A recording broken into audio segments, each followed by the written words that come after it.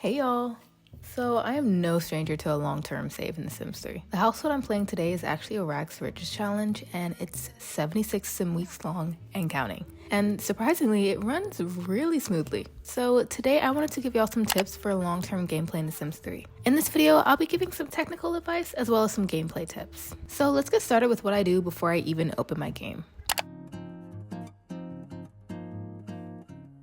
So before I open my game, anytime I'm playing The Sims 3, I open my Electronic Arts folder, and then Sims 3 folder, and then I clear out a few folders and files. I like to clear out the featured items folder. It's just full of pictures that appear on your Sims 3 launcher upon launch, and it fills up every time. I always delete it. I've always heard that you should do this.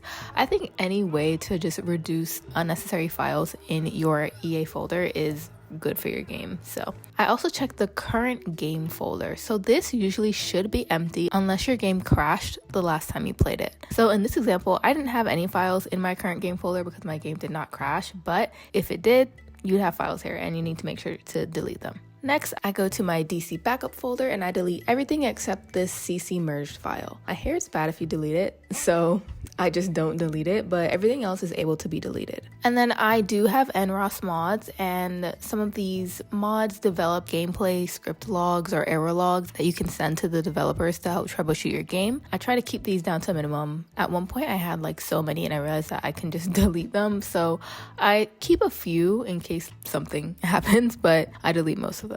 And a really good resource to know what files are safe to delete every time, or what files are safe to delete at all, and what files you should keep in that folder and do not delete. I will link a really good resource down below that I used myself when I was clearing out my mods folder recently. Speaking of my mods folder, I moved computers semi-recently, and so I cleared out my mods and CC that I wasn't using. It's good practice to clear out any mods and CCs that you are not using. Bad mods and CCs, they can really mess with your game, so make sure you're deleting these ones that you're not using. When we were forced to switch over to the EA app, I had to move my old Sims 3 folder to the desktop, let the game make a new one, and then transfer back my saves, mods, and CC.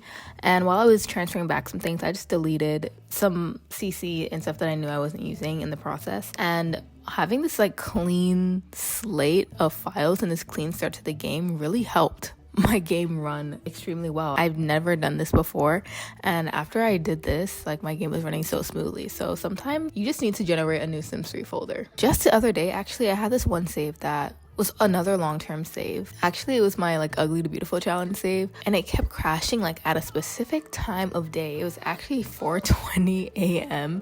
I'm not even joking. It was 4:20 a.m. sim time, and it just kept crashing no matter what I did. And so I was stressed out, and I was like, no way I'm gonna have to delete this save. I've never had to delete a save. And I was also no way I can't make my long-term gameplay video, because what am I gonna do if I can't even figure out this? If I have a long-term save that's fucked up, how am I gonna tell you what to do? But guess what? I did fix it. And guess what was the culprit? Literally one CC outfit. So what I did, thanks to Reddit, thank you so much. I love the Sims 3 Reddit. But what I did was the 50-50 method of clearing out my CC to find the culprit. And this is when you remove half of your CC and then play the game and see whatever issue we're having persists. If the issue isn't there anymore, then you place in half of the other half into the folder, and you keep placing in half until the issue happens again. If you keep going through this half of the half situation, you will find the culprit. And it takes a little while, but especially if you have a lot of CC. I only had 80 or so.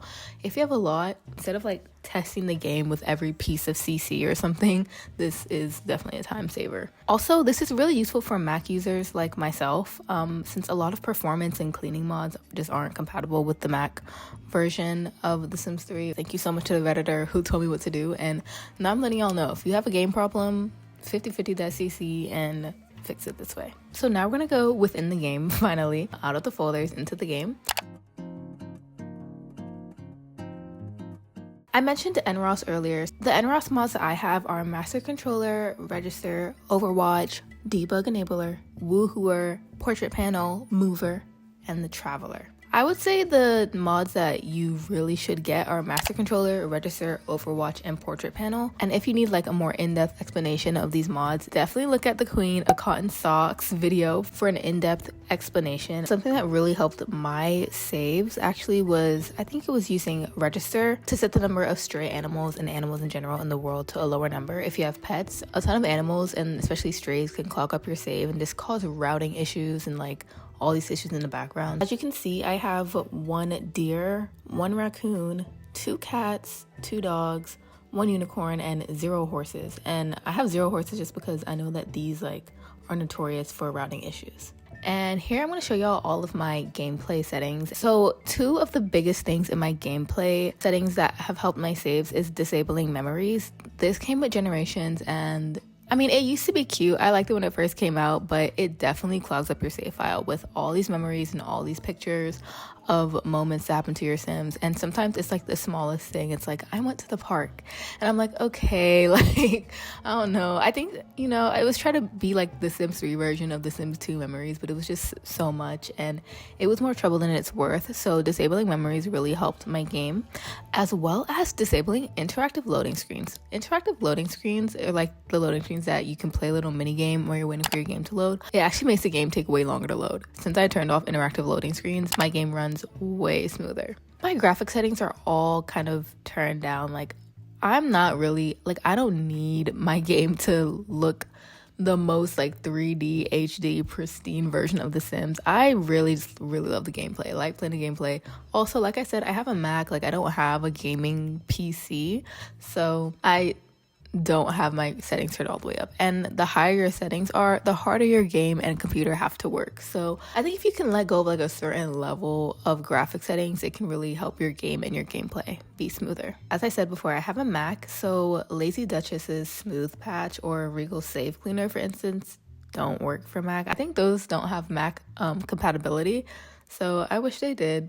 But in the meantime, I'm just gonna make sure I'm doing my own part to keep my game healthy. So I like to do a total reset or a reset of everything periodically, like every so often. I usually like to do it after big events like a death of a Sim or the birth of another Sim, or if we moved houses, or if my game is just really feeling a bit slower and more laggy than usual, then I know it's time to do a total reset. And here I just did an example total reset for you. I don't think anything was particularly happening in this family, but it doesn't hurt. It could never hurt. All right, now more within to the game. A tip I have is to manage your Sims inventories and the family inventory of your household. So I'm a bit of a digital hoarder just in general. Like, for instance, I have like 70,000 photos on my phone, so that lets you know what type of person I am. I also tend to hoard a few things in my Sims inventories, but generally it's a good practice to prevent issues with your save file to not have your Sims inventories be too big, too full, too bloated, as well as your family inventory. So here I'm just doing an example. I'm clearing out a ton of books that were in my Sims inventories for some reason. I like to have the bookworm trait, actually. I think that's why. And I like to have bookcases, but then my Sims inventories get filled with books, so you gotta make sure you clear that out. Just every night or every couple of like Sim nights, you just want to go through these and clear it out. And a good storage solution for items that would be in your Sims inventories is actually the alchemy cabinets that came with Supernatural. So I usually use these to store mostly gems that my household collects just throughout the time playing the game, and also like the potions that are made with the chemistry lab that comes with, I think, Generations. But yeah, you can fit a lot of random items in the storage cabinets, because with Supernatural, a lot of random items are able to be used to make elixirs. So that works out for us, because even if you're not making elixirs or not playing with a Supernatural like a cult, you can use the alchemy cabinets and keep your inventories down. Also, make sure to not use treasure chests to deal with your Sims inventories. I haven't really tried it because I always heard not to do it, but basically I heard that it messes up your game and like can cause like corruption or issues if you use the treasure chest to store a lot of inventory. So this is a rags to riches save, so I have to move out the siblings to my heir when someone reaches level 7 in their career, either the heir themselves or the sibling. But moving out sims when there's some type of threshold, like a certain level in your career or completing your lifetime wish,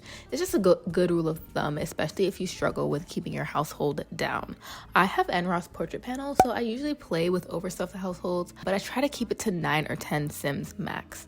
Honestly, the best for the health of your game is the 8 sims, that is the EA standard, but I can't help it. I like to play with a lot of sims. It's fun. It's literally a game, but you know, The Sims 3 is a little bit more of a fragile game. She needs a little bit more extra care. So the 9 to 10 is a good number. And aside from the technical things, which honestly is really important, the biggest thing with a long-term save in The Sims 3 is like error code 12, where your save file is just too bloated and then the game can't save anymore and it gets messed up. Lag and corruption is always a possibility, so taking note of these technical things and like staying on top of these things really helps your save last.